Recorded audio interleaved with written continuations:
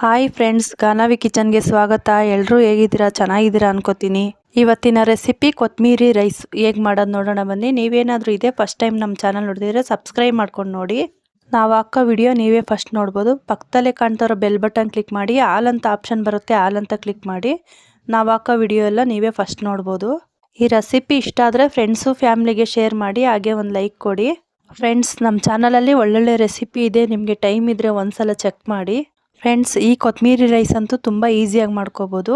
ಬೆಳಗಿನ ತಿಂಡಿಗೆ ತುಂಬ ಈಸಿಯಾಗಿ ಮಾಡ್ಬೋದು, ತುಂಬ ರುಚಿಯಾಗಿರುತ್ತೆ. ನೀವು ಒಂದ್ಸಲ ಟ್ರೈ ಮಾಡಿ, ಹೇಗೆ ಬಂತು ಅಂತ ಕಮೆಂಟ್ ಮಾಡಿ. ಬನ್ನಿ ಇವಾಗ ಕೊತ್ತಂಬರಿ ರೈಸ್ ಹೇಗೆ ಮಾಡೋದು ನೋಡೋಣ ಬನ್ನಿ. ನಾನಿಲ್ಲಿ 1 ಕಟ್ಟಷ್ಟು ಕೊತ್ತಂಬರಿ ತೊಗೊಂಡಿದ್ದೀನಿ. ಸ್ವಲ್ಪ ಸಣ್ಣಗೆ ಕಟ್ ಮಾಡ್ಕೋಬೇಕು. ಕೊತ್ತಂಬರಿ ರೈಸ್ಗೆ ಏನೇನು ಬೇಕು ನೋಡೋಣ ಬನ್ನಿ. ನಾನಿಲ್ಲಿ ಒಂದು 10ರಿಂದ 12 ಹಸಿರು ಮೆಣಸಿನ್ಕಾಯಿ ತೊಗೊಂಡಿದ್ದೀನಿ. ಒಂದು 2 ಇಂಚಷ್ಟು ಶುಂಠಿ ತೊಗೊಂಡಿದ್ದೀನಿ. 1 ಗೆಡ್ಡೆಯಷ್ಟು ಬೆಳ್ಳುಳ್ಳಿ ತೊಗೊಂಡಿದ್ದೀನಿ. ಒಂದು ಅರ್ಧ ಕಪ್ಪಷ್ಟು ತೆಂಗಿನ ತುರಿ ತೊಗೊಂಡಿದ್ದೀನಿ. ಒಂದು ಸ್ವಲ್ಪ ಚಕ್ಕೆ ಲವಂಗ. ನಾನಿಲ್ಲಿ ದಪ್ಪು ಕಟ್ಟು ತೊಗೊಂಡಿದ್ದೀನಿ ಕೊತ್ತಂಬರಿ ಸೊಪ್ಪು. ನೀವೇನಾದರೂ ಅರ್ಧ ಕಟ್ಟು ಮಾಡ್ಕೊಳ್ಳೋದಾದರೆ ಹಸಿರು ಮೆಣಸಿನ್ಕಾಯಿ, ಶುಂಠಿ, ಬೆಳ್ಳುಳ್ಳಿ ಎಲ್ಲ ಸ್ವಲ್ಪ ಕಡಿಮೆ ಹಾಕ್ಕೊಳ್ಳಿ. ತೆಂಗಿನ ತುರಿನೂ ಅಷ್ಟೇ ಸ್ವಲ್ಪ ಕಡಿಮೆ ಹಾಕ್ಕೊಳ್ಳಿ. ಇವಾಗ ಇದನ್ನೆಲ್ಲ ಮಿಕ್ಸಿ ಜಾರ್ಗೆ ಸೇರಿಸ್ಕೊತಾ ಇದ್ದೀನಿ. ಮೆಣಸಿನ್ಕಾಯಿ, ಶುಂಠಿ, ಬೆಳ್ಳುಳ್ಳಿ, ಚಕ್ಕೆ ಲವಂಗ ಇದನ್ನೆಲ್ಲ ಸೇರಿಸ್ಕೊತಾ ಇದ್ದೀನಿ. ಚಕ್ಕೆ 1 ಇಂಚಷ್ಟು ತೊಗೊಂಡಿದ್ದೀನಿ. 4ರಿಂದ 5 ಲವಂಗ ತೊಗೊಂಡಿದ್ದೀನಿ. ಇದನ್ನೆಲ್ಲ ಸೇರಿಸ್ಕೊಂಡಿದ್ದಾಯಿತು. ಒಂದು ಅರ್ಧ ಕಪ್ಪಷ್ಟು ತೆಂಗಿನ ತುರಿ ಸೇರಿಸ್ಕೊತಾ ಇದ್ದೀನಿ. ಇವಾಗ ಕೊತ್ತಂಬರಿ ಸೊಪ್ಪು ಸೇರಿಸ್ಕೊಬೇಕು. ನಾನಿಲ್ಲಿ 1 ಕಟ್ಟಷ್ಟು ಕೊತ್ತಂಬರಿ ಸೊಪ್ಪು ತೊಗೊಂಡಿದ್ದೀನಿ. ಅದನ್ನೆಲ್ಲ ನೀಟಾಗಿ ತೊಳೆದು ಒಂದು ಸ್ವಲ್ಪ ಮೀಡಿಯಮ್ ಸೈಜಾಗಿ ಕಟ್ ಮಾಡಿ ಮಿಕ್ಸಿ ಜಾರ್ಗೆ ಸೇರಿಸ್ಕೊಬೇಕು. ಇದು ಒಂದೇ ಸಲ ರುಬ್ಕೊಳ್ಳೋಕ್ಕಲ್ಲ, 2 ಸಲ ರುಬ್ಕೊಬೇಕು. ಇವಾಗ ನಾನೊಂದು ಅರ್ಧ ಸೇರಿಸ್ಕೊಂಡಿದ್ದೀನಿ. ಇದಕ್ಕೆ ಸ್ವಲ್ಪ ನೀರು ಹಾಕಿ ಒಂದು ಸ್ವಲ್ಪ ರುಬ್ಕೋಬೇಕು. ನೋಡಿ, ಸ್ವಲ್ಪ ನೀರು ಹಾಕಿ ರುಬ್ಕೊಂಡಿದ್ದಾಯಿತು. ಇಷ್ಟ ಆಗಿದೆ. ಇದಕ್ಕೆ ಇನ್ನೂ ಸ್ವಲ್ಪ ಉಳಿದಿರೋದೆಲ್ಲ ಕೊತ್ತಂಬರಿ ಸೊಪ್ಪು ಸೇರಿಸಿ ನಾನು ಇನ್ನೂ ಸ್ವಲ್ಪ ನೀರು ಹಾಕಿ ಸಣ್ಣಗೆ ರುಬ್ಕೊತೀನಿ. ನಾವಿಲ್ಲಿ ಕೊತ್ತಂಬರಿ ಸೊಪ್ಪು ಜಾಸ್ತಿ ತೊಗೊಳೋದ್ರಿಂದ 2ರಿಂದ 3 ಸಲ ರುಬ್ಕೊಬೇಕಾಗುತ್ತೆ. ಸ್ವಲ್ಪ ಏನಾದರೂ ತೊಗೊಂಡ್ರೆ ಒಂದೇ ಸಲ ರುಬ್ಕೊಬೋದು. ನಾನಿಲ್ಲಿ ಒಂದು ದೊಡ್ಡ ಕಟ್ಟೆ ತೊಗೊಂಡಿದ್ದೀನಿ ಕೊತ್ತಂಬರಿ ಸೊಪ್ಪು. ನೋಡಿ, ಇಷ್ಟ ಆಗಿದೆ. ಇವಾಗ ಹೇಗೆ ಮಾಡೋದು ನೋಡೋಣ ಬನ್ನಿ. ಕೊತ್ತಂಬರಿ ಸೊಪ್ಪೆಲ್ಲ ರುಬ್ಕೊಂಡಿದ್ದಾಯಿತು. ಇವಾಗ ಕೊತ್ತಂಬರಿ ರೈಸ್ ಹೇಗೆ ಮಾಡೋದು ನೋಡೋಣ ಬನ್ನಿ. ನಾನಿಲ್ಲಿ ಸ್ಟವ್ ಮೇಲೆ ಒಂದು ಕಡಾಯಿ ಇಟ್ಕೊಂಡಿದ್ದೀನಿ. ಕಡಾಯಿ ಬಿಸಿ ಆದಮೇಲೆ ಎಣ್ಣೆ ಸೇರಿಸ್ಕೊತಾ ಇದ್ದೀನಿ. ನಾನಿಲ್ಲಿ ಎಣ್ಣೆ ಸ್ವಲ್ಪ ಜಾಸ್ತಿನೇ ಸೇರಿಸ್ಕೊಂಡಿದ್ದೀನಿ. ಜಾಮೂನ್ ಕಪ್ಪಲ್ಲಿ ಒಂದು ಅರ್ಧ ಕಪ್ಪಷ್ಟು ಸೇರಿಸ್ಕೊಂಡಿದ್ದೀನಿ. ಎಣ್ಣೆ ಬಿಸಿ ಆದಮೇಲೆ ಪಲಾವ್ಗೆ ಏನೇನು ಹಾಕ್ತೀವೋ ಪಲಾವ್ ಎಲೆ ಅದೆಲ್ಲ ಸೇರಿಸ್ಕೊಬೇಕು. ಇದಕ್ಕೆ ಸಾಸಿವೆ, ಕರಿಬೇವಿನ ಸೊಪ್ಪು ಏನು ಬೇಡ. ಇವಾಗ ಪಲಾವ್ ಎಲೆಲ್ಲ ಎಣ್ಣೆಲಿ ಫ್ರೈ ಮಾಡ್ಕೊಂಡಿದ್ದಾಯಿತು. ನಾನೊಂದು 2 ಈರುಳ್ಳಿ ಸಣ್ಣಗೆ ಉದ್ದಕ್ಕೆ ಕಟ್ ಮಾಡ್ಕೊಂಡಿದ್ದೀನಿ. ಇದನ್ನು ಸೇರಿಸ್ಕೊತಾ ಇದ್ದೀನಿ. ಇದನ್ನು ಅಷ್ಟೇ ಸ್ವಲ್ಪ ಕಲರ್ ಚೇಂಜ್ ಆಗೋವರೆಗೂ ಫ್ರೈ ಮಾಡ್ಕೊಬೇಕು.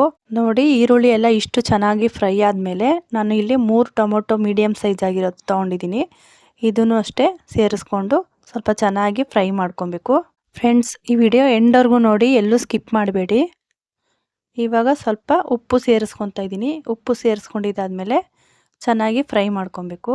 ಫ್ರೈ ಮಾಡ್ಕೊಂಡಿದ್ದಾದಮೇಲೆ ಲಿಡ್ಡು ಕ್ಲೋಸ್ ಮಾಡಿ ಒಂದು 5ರಿಂದ 10 ನಿಮಿಷ ಬಿಡಿ. ಆವಾಗ ಟೊಮೊಟೊ ಎಲ್ಲ ಚೆನ್ನಾಗಿ ಬೆಂದಿರುತ್ತೆ. ನೋಡಿ, ಇವಾಗ ಒಂದು 5ರಿಂದ 10 ನಿಮಿಷ ಆಗಿದೆ. ನೋಡಿ, ಟೊಮೊಟೊ ಎಲ್ಲ ಚೆನ್ನಾಗಿ ಬೆಂದಿದೆ. ಈ ಥರ ಟೊಮೊಟೊ ಎಲ್ಲ ಚೆನ್ನಾಗಿ ಬೆಂದಿರಬೇಕು. ಆವಾಗ ಕೊತ್ತಂಬರಿ ರೈಸ್ಗೆ ಇನ್ನೂ ಟೇಸ್ಟ್ ಬರುತ್ತೆ, ಚೆನ್ನಾಗಿರುತ್ತೆ. ನೋಡಿ, ಈ ಥರ ಚೆನ್ನಾಗಿ ಫ್ರೈ ಮಾಡ್ಕೊಂಡಿದ್ದಾದಮೇಲೆ ನಾವು ರುಬ್ಬಿ ರೆಡಿ ಮಾಡ್ಕೊಂಡಿರೋದನ್ನ ಸೇರಿಸ್ಕೊಬೇಕು. ನೋಡಿ, ಇವಾಗ ನಾನು ಪೂರ್ತಿಯಾಗಿ ಸೇರಿಸ್ಕೊತಾ ಇದ್ದೀನಿ. ನಾನಿಲ್ಲಿ ಸ್ವಲ್ಪ ಜಾಸ್ತಿನೇ ಮಾಡ್ಕೊತಾ ಇದ್ದೀನಿ. ನೀವು ಬೇಕಾದ್ರೆ ಕಡಿಮೆ ಬೇಕಾದ್ರೂ ಮಾಡ್ಕೊಬೋದು.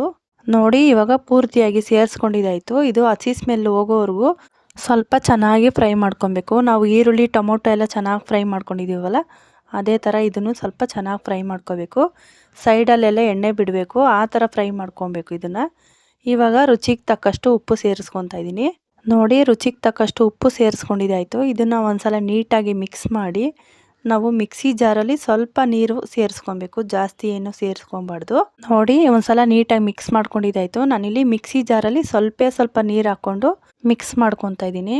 ಇಷ್ಟು ಮಿಕ್ಸ್ ಮಾಡ್ಕೊಂಡಿದ್ದಾದಮೇಲೆ ಲಿಡ್ಡು ಕ್ಲೋಸ್ ಮಾಡಿ ಒಂದು 5ರಿಂದ 10 ನಿಮಿಷ ಚೆನ್ನಾಗಿ ಕುದಿಯಕ್ಕೆ ಬಿಡಬೇಕು. ನೋಡಿ, ಈ ಥರ ಚೆನ್ನಾಗಿ ಕುದೀತೈತೆ. ನೋಡಿ, ಎಷ್ಟು ಚೆನ್ನಾಗಿ ಕುದೀತಾ ಇದೆ. ಇವಾಗ ಕುದ್ದಿ ಸ್ವಲ್ಪ ಗಟ್ಟಿ ಆಗೈತೆ. ಈ ಥರ ಆಗಿರಬೇಕು. ನಾನಿಲ್ಲಿ 1 ಕಪ್ಪಷ್ಟು ಹಸಿ ಬಟಾಣಿ ಬೇಯಿಸಿ ಸಪ್ರೇಟಾಗಿ ತೊಗೊಂಡಿದ್ದೆ. ಇವಾಗ ಸೇರಿಸ್ಕೊತಾ ಇದ್ದೀನಿ. ನೋಡಿ, ಈ ಥರ ನೀವು ಹಸಿ ಬಟಾಣಿನ ಸ್ವಲ್ಪ ಸಪ್ರೇಟಾಗಿ ಬೇಯಿಸ್ಕೊಬೇಕು. ಒಂದು ಸ್ವಲ್ಪ ಉಪ್ಪಾಕಿ ನಾನು ಒಂದು ಪಾತ್ರೆಯಲ್ಲಿ ಬೇಯಿಸ್ಕೊಂಡಿದ್ದೀನಿ. ಇದನ್ನು ಲಾಸ್ಟಲ್ಲಿ ಸೇರಿಸ್ಕೊಂಡು ಮಿಕ್ಸ್ ಮಾಡ್ಕೊತಾ ಇದ್ದೀನಿ.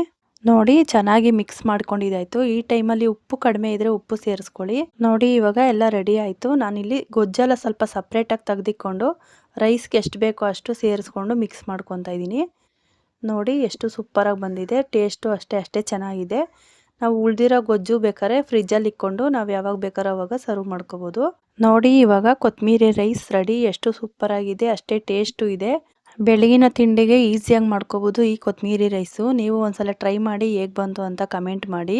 ಓಕೆ ಫ್ರೆಂಡ್ಸ್, ಇದಾಗಿತ್ತು ಇವತ್ತಿನ ರೆಸಿಪಿ. ಇದೇ ಥರ ನೀವು ಈಸಿ ರೆಸಿಪಿಗೋಸ್ಕರ ಕಾಯ್ತಿದ್ರೆ ನಮ್ಮ ಚಾನಲ್ ಸಬ್ಸ್ಕ್ರೈಬ್ ಮಾಡ್ಕೊಂಡು ನೋಡಿ. ನಾವು ಹಾಕೋ ವಿಡಿಯೋ ನೀವೇ ಫಸ್ಟ್ ನೋಡ್ಬೋದು. ಓಕೆ ಫ್ರೆಂಡ್ಸ್, ಈ ರೆಸಿಪಿ ಎಂಡವರೆಗೂ ನೋಡಿದ್ದೀರಾ ಅನ್ಕೋತೀನಿ. ಎಂಡವರೆಗೂ ನೋಡಿದರೆ ಒಂದು ಲೈಕ್ ಕೊಡಿ. ಓಕೆ ಫ್ರೆಂಡ್ಸ್, ನೆಕ್ಸ್ಟು ರೆಸಿಪಿಯಲ್ಲಿ ಸಿಗ್ತೀನಿ. Thanks for watching. ಬಾಯ್.